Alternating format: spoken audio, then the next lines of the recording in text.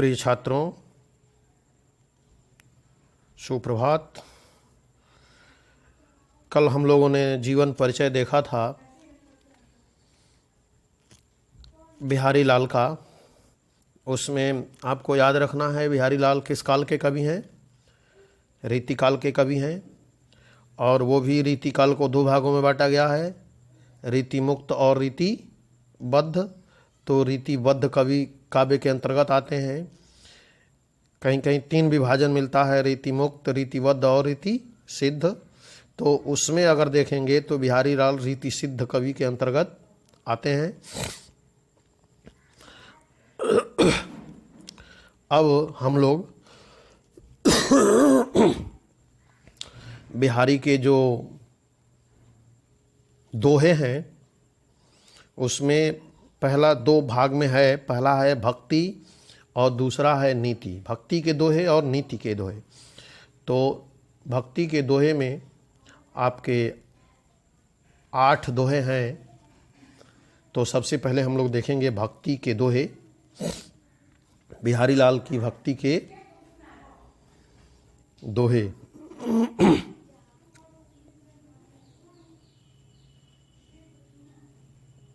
देखिए, मेरी भव बांधा हरो, राधा नागरी सोई, जातन की झाई परे, श्याम हरित दुति होय। मेरी भव बांधा हरो, राधा नागरी सोई, जातन की झाई परे, श्याम हरित दुति होय। सबसे पहले इसका शब्दार्थ देखिए।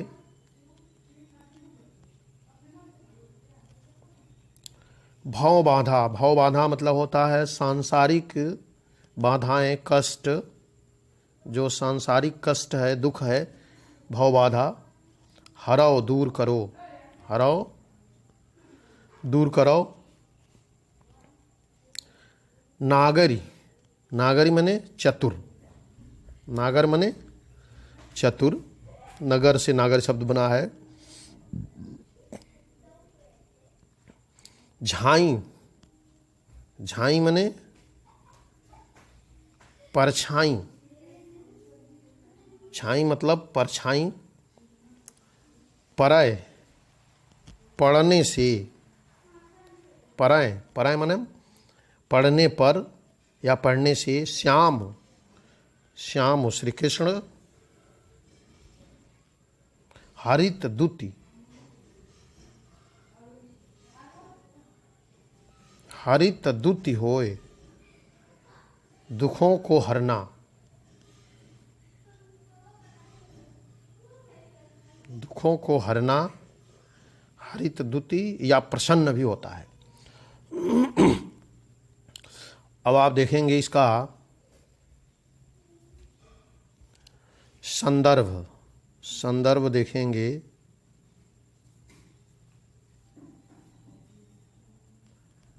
संदर्भ। प्रस्तुत पद्यांश हमारी पाठ्य पुस्तक के काव्य खंड के भक्ति शीर्षक से उद्धृत है। यह बिहारी लाल द्वारा रचित बिहारी सतसई से लिया गया है। फिर एक बार देखिए। प्रस्तुत पद्यांश हमारी पाठ्य पुस्तक के काव्य खंड के भक्ति शीर्षक से उद्धृत है। यह बिहारी लाल द्वारा रचित बिहारी सतसई से लिया गया है। अब देखिए प्रसंग। प्रसंग देखिए।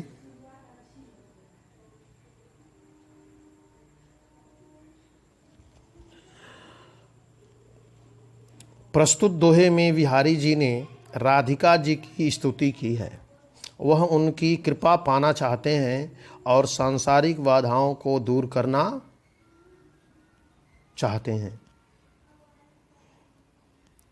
अब देखिए प्रसंग एक बार फिर देख लीजिए। प्रस्तुत दोहे में बिहारी लाल ने राधिका जी की स्तुति की है। यह उनकी कृपा पाना चाहते हैं और सांसारिक बाधाओं को दूर करना चाहते हैं। अब देखिए व्याख्या।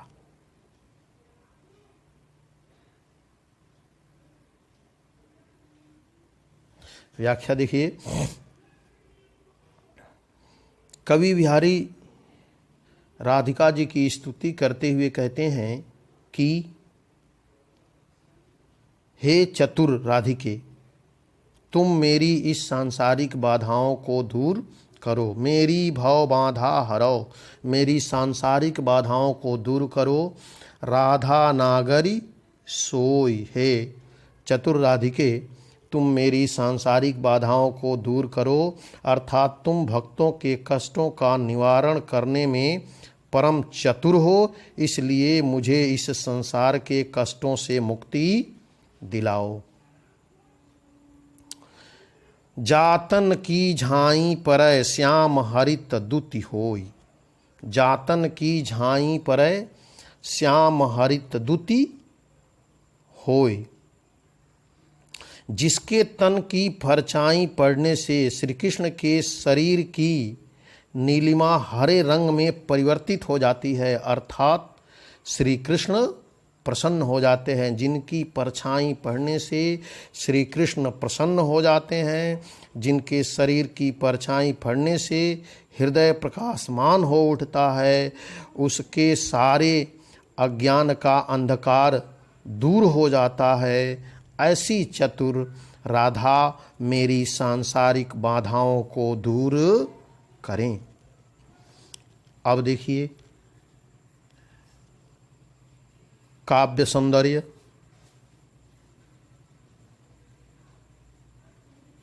काव्य सौंदर्य,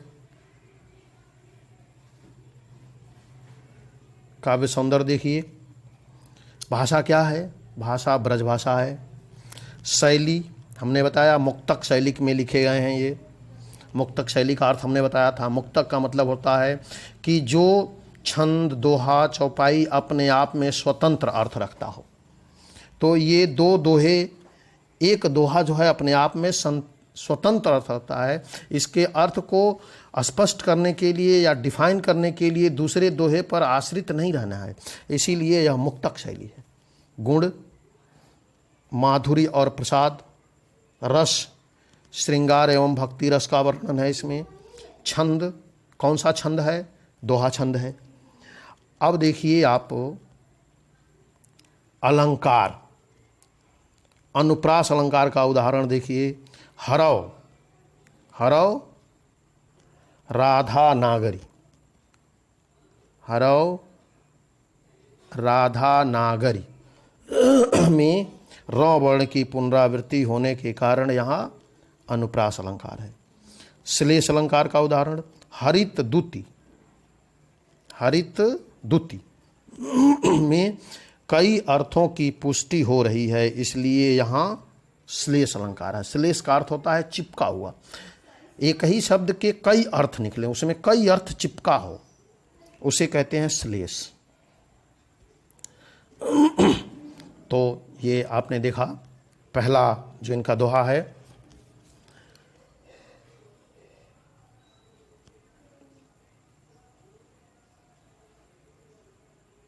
अब आप दूसरा दोहा देखिए। मोर मुकुट की चंद्रिकनु यों राजत नंद नंद, मनु शशि शेखर की यकस किए शेखर सतचंद। मोर मुकुट की चंद्रिकनु यों राजत नंद नंद, मनु शशि शेखर की यकस किए शेखर सतचंद। अब सबसे पहले शब्दार्थ देखिए। चंद्रिकनु, चंद्रिकनु, चंद्रिकनु का अर्थ है चंद्रमाओं से, चंद्रिकनु चंद्रमाओं से। राजत, राजत माने सुशोभित। मनु, मानो, मनु मानो शशि शेखर, चंद्रमा जिसके शिखर पर है। शशि शेखर, चंद्रमा जिसके शिखर पर है, अर्थात शंकर जी। ये देखिए बहुब्रीहि समास भी है ये। चंद्रशेखर, चंद्रमा है जिसके शिखर पर, यानी कौन? शंकर भगवान, शिव जी। तो चंद्रमा जिसके शिखर पर है अर्थात शंकर। अकस, अकस माने होता है प्रतिबिंब। अकस। सत, सत माने 100, सैकड़ों। सत माने 100, सैकड़ों। तो अब देखिए संदर्भ तो वही रहेगा कि प्रस्तुत पद्यांश हमारी पाठ्यपुस्तक के काव्यखंड के भक्ति शीर्षक से उद्धृत है। यह बिहारी लाल द्वारा रचित बिहारी सतसई से लिया गया है। पूरे जो भक्ति के दोहे हैं उसके लिए प्रसंग इनका यही रहेगा। संदर्भ प्रसंग जो है बदलता रहेगा। प्रसंग का मतलब होता है कि उसमें जिसके बारे में लिखा गया है, जो प्रसंग है जिसके बारे में वो वर्णन किया गया है उसको आपको लिखना है। प्रसंग होगा प्रस्तुत दोहे में बिहारी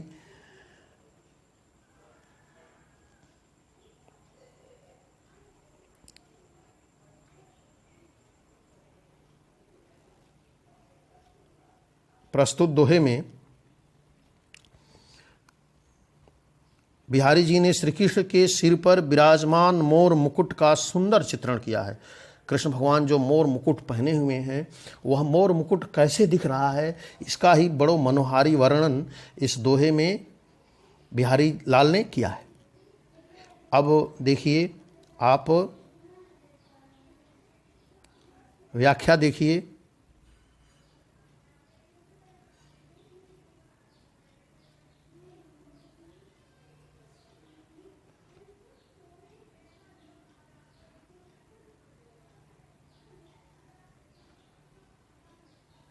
व्याख्या।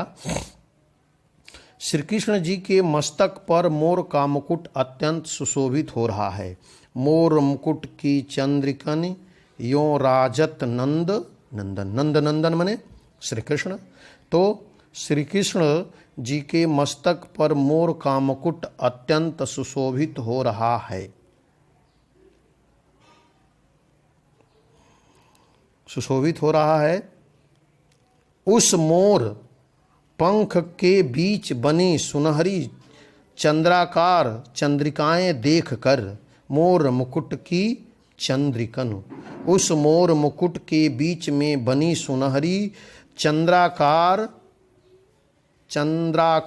चंद्रिकाएं देखकर ऐसा लगता है, मतलब मोर का जो मुकुट है तो आपने देखा होगा कि मोर के पंख में चंद्रमा की आकार की आकृति बनी होती है। तो वही यहाँ कवि कह रहा है कि वह जो मोर मुकुट है उसके बीच सुनहरी चंद्राकार चंद्रिकाएं देखकर ऐसा लगता है कि मानो मनु शशि शेखर की अकस किए शेखर सत चंद। मानो ऐसा लगता है कि मानो शंकर जी से तुलना करने के लिए उन्होंने अपने मस्तक पर सैकड़ों चंद्रमाओं को धारण कर लिया हो। अर्थात श्री कृष्ण के मस्तक पर मोर के पंख का मुकुट सैकड़ों चंद्रमाओं के समान लग रहा है तथा शंकर जी की परछाई सा प्रतीत हो रहा है। मोर मुकुट की चंद्रिकन यौ राजत नंद नंद मनु शशि शेखर की अकस किए शेखर सत चंद। अब देखिए इसमें काव्य सौंदर्य देखिए इसका।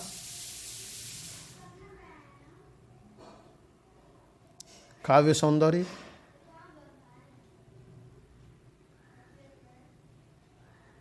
काव्य सौंदर्य देखिए।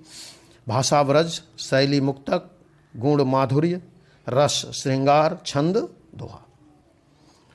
अब अलंकार का उदाहरण देखिए। अनुप्रास अलंकार का सबसे पहले देखिए अनुप्रास। मोर मुकुट, मोर मुकुट शशि शेखर, शशि शेखर में क्रमशः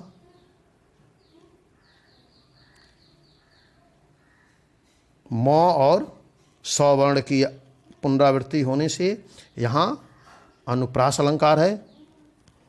और उत्प्रेक्षा अलंकार का उदाहरण देखिए। अब उत्प्रेक्षा अलंकार का, मनु शशि शेखर की अकस, मनु शशि शेखर की अकस, अर्थात मोर पंख से मुकुट की तुलना सैकड़ों चंद्रमाओं से की गई है तथा यहाँ उपमान में उपमेय की संभावना व्यक्त की गई है, अतः यहाँ पर उत्प्रेक्षा अलंकार है। अब देखिए यह तीसरा छंद,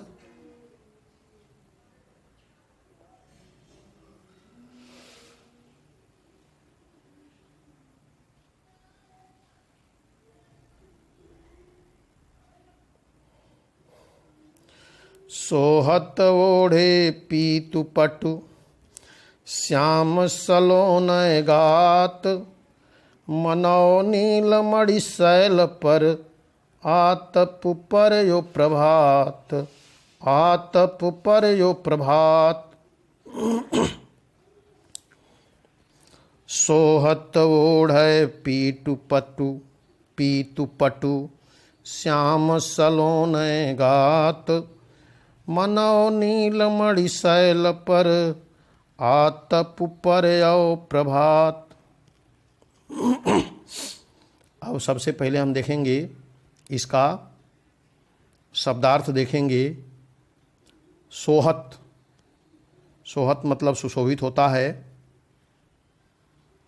ओढ़े, ओढ़े हुए। पीतु पटु, पीले वस्त्र। पीतु माने पीला, पटु माने वस्त्र। श्याम सलोने गात, सलोने मतलब सुंदर, गात मने सलोने मतलब सुंदर, गात मने शरीर, श्याम मतलब श्यामला, सांवला।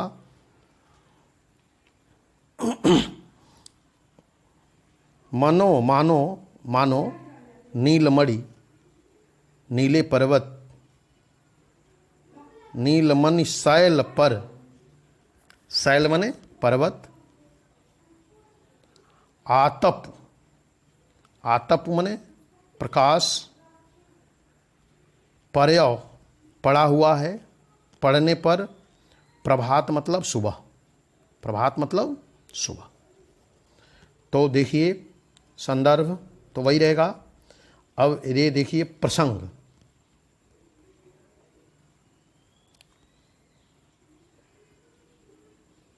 प्रसंग देखिए, प्रसंग क्या होगा। प्रस्तुत दोहे में पीले वस्त्र पहने हुए श्री कृष्ण के सौंदर्य का चित्रण किया गया है।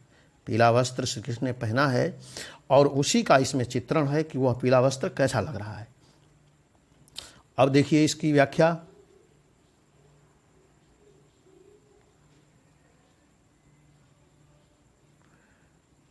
व्याख्या देखिए। बिहारी जी कहते हैं कि श्री कृष्ण के सावले सलोने शरीर पर सोहत ओढ़े पीटु पटु श्याम सलोने गात। बिहारी जी कहते हैं कि श्री कृष्ण के सांवले सलोने शरीर पर पीले रंग के वस्त्र ऐसे लग रहे हैं मानव नीलमणि शैल पर आतप परयव प्रभात। ऐसे लग रहे हैं कि मानो नीलमणि के पर्वत पर सुबह सुबह सूर्य की पीली किरणें पड़ रही हैं। अर्थात श्री कृष्ण ने जो पीले रंग के वस्त्र अपने शरीर में धारण किए हैं वह नीलमणि के पर्वत पर पड़ रही सूर्य की पीली किरणों के समान लग रहे हैं। उसका यह सौंदर्य अवर्णनीय है। अब देखिए काव्यगत सौंदर्य, भाषा, ब्रज। काव्य सौंदर्य देखिए।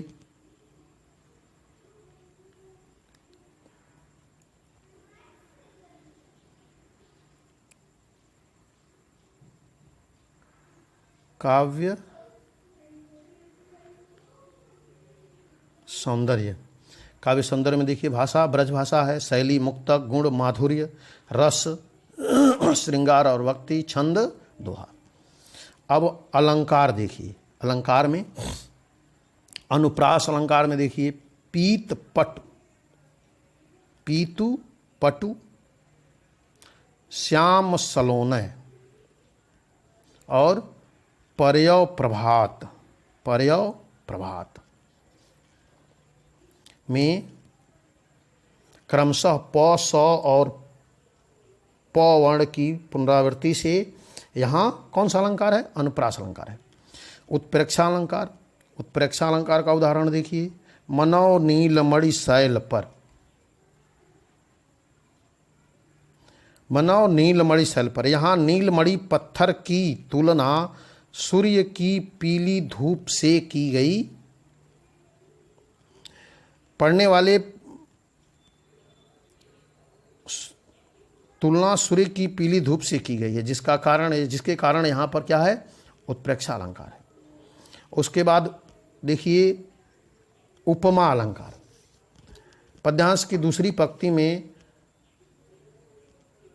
नहीं, उपमा अलंकार का उदाहरण इसमें जो है, सॉरी वो, तो इस तरह से आप जो है देखिए कि आप इसको कॉपी पे भी करते चलिए, क्योंकि कॉपी पे किए रहेंगे तो दोहराने में आपको बहुत दिक्कत नहीं होगी। वैसे ये तो यूट्यूब पर रहेगा ही, तो आप इसको जब चाहें खोल करके दोहरा सकते हैं, लेकिन इसको लिखना ज़रूरी है। परीक्षा में देखिए, परीक्षा में अच्छे अंक लाने के लिए जो चीज़ आप जानते हैं उसको आप प्रस्तुत कैसे करते हैं, प्रस्तुतिकरण जीवन की बहुत महत्वपूर्ण चीज़ होती है। और अगर प्रस्तुतिकरण आपको सही से आता है तो फिर आप कोई भी कंपटीशन आसानी से निकाल सकते हैं, चाहे वो कोई परीक्षा हो।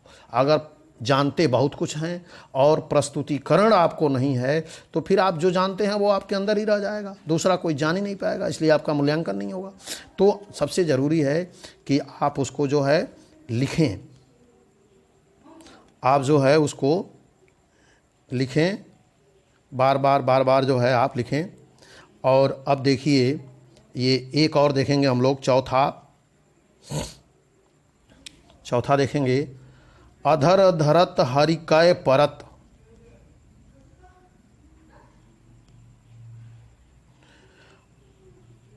देखें, अधर धरत हरिकय परत, ओठ डीठी पट ज्योति, हरित बांस की बांसुरी, इंद्रधनुष रंग होती। अधर धरत हरिकय परत, ओठ डीठी पट ज्योति, हरित बांस की बांसुरी, इंद्रधनुष रंग होती, इंद्रधनुष रंग होती। अब देखिए शब्दार्थ, इसका शब्दार्थ देखें आप। सबसे पहले अधर मतलब नीचे का होठ, अधर नीचे का होठ, धरत, धरत मतलब रखना, ओठ, ओठ माने होठ, डीठ माने दृष्टि, पट माने पीतांबर, और ज्योति माने ज्योति प्रकाश, होती, होती माने होता है। हरित बांस की बांस, हरित माने हरा, बांस माने बांस की बांसुरी, इंद्रधनुष रंग मतलब इंद्रधनुष के रंग के समान, जो सतरंगी इंद्रधनुष बरसात के बाद दिखाई देता है, वैसे ही यहाँ उस बांसुरी की तुलना की गई है। संदर्भ तो वही होगा। प्रसंग देखिए, प्रसंग देखें। प्रसंग में प्रस्तुत दोहे में श्री कृष्ण द्वारा बांसुरी को होठ पर रखने से वह हरे रंग की बांसुरी इंद्रधनुष के रंग की हो जाती है, इसी का चित्रण किया गया है। अब देखिए व्याख्या।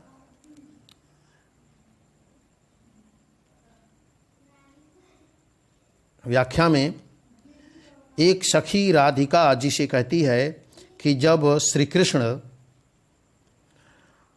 अपनी बांसुरी को होठ पर रखते हैं, नीचे की होठ, तो उस पर होठ अधर धरत हरि कै परत ओठ डीठ पट ज्योति। जब श्री कृष्ण बांसुरी को अपने नीचे वाले होठ पे रखते हैं तो उस पर होठ, नेत्र, पीतांबर की ज्योति पड़ते ही वह हरे बांस की बांसुरी इंद्रधनुष की बात है। हरित बांस की बांसुरी, वह हरे बांस की बांसुरी इंद्रधनुष की भांति अनेक रंगों में परिवर्तित हो जाती है, यानी इंद्रधनुष की तरह सतरंगी दिखने लगती है, अर्थात बहुरंगी शोभा में परिवर्तित हो जाती है। एक सखी राधिका जी से कहती है कि जब श्री कृष्ण अपनी बांसुरी को अपने होठ पर रखते हैं तो उस पर होठ, नेत्र, पीतांबर की ज्योति पड़ते ही वह हरे बांस की बांसुरी इंद्रधनुष की भांति अनेक रंगों में परिवर्तित हो जाती है। अधर धरत हरि कै परत ओठ डीठ पट ज्योति हरित बांस की बांसुरी इंद्रधनुष रंग होती। तो वह हरे रंग की बांसुरी इंद्रधनुष की भांति अनेक रंगों में परिवर्तित हो जाती है, अर्थात बहुरंगी शोभा में परिवर्तित हो जाती है। अब देखिए काव्यगत सौंदर्य, देखिए भाषा, ब्रज, शैली, मुक्तक, गुण, प्रसाद, रस, भक्ति रस, छंद, दोहा। अब अनुप्रास अलंकार का उदाहरण देखिए। अधर धरत, अधर धरत हरि कै परत, अधर धरत हरि कै परत में ध र और त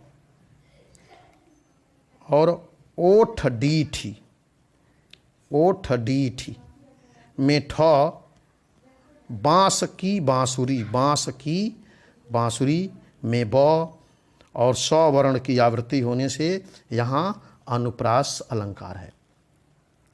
अब देखिए यहाँ उपमा अलंकार का उदाहरण देखिए कि इस दोहे में दूसरी पंक्ति में बांसुरी के रंग की तुलना हरित बांस की बांसुरी इंद्रधनुष रंग होती। बांसुरी के रंग की तुलना इंद्रधनुष के रंगों से की गई है, जिसके कारण यहाँ उपमा अलंकार है। उसके बाद देखिए यमक अलंकार। अधर धरत, अधर धरत में अधर शब्द के अनेक अर्थ हैं, इसलिए यहाँ यमक अलंकार है। तो इस तरह से आप जो है इसको कॉपी में भी करते चलिए और एक बार दो बार जितना बार हो सके इसको जो है दोहराइए, लिखिए, फिर कॉपी पे लिखिए। और कोई समस्या है तो हमें पूछिए, तुरंत कॉल करिए, व्हाट्सएप पे मैसेज भेजिए या कमेंट बॉक्स में भी कुछ लिख सकते हैं। जैसे भी हो आप संपर्क में रहिए और हमेशा जो है पढ़ते लिखते रहिए, क्योंकि परीक्षा जो आपकी टाइम टेबल घोषित हो गया है इसमें कोई परिवर्तन नहीं होगा, समय से परीक्षाएं होंगी, इसलिए आप अपनी तैयारी पूरी तन्मयता के साथ समय से करते चलिए।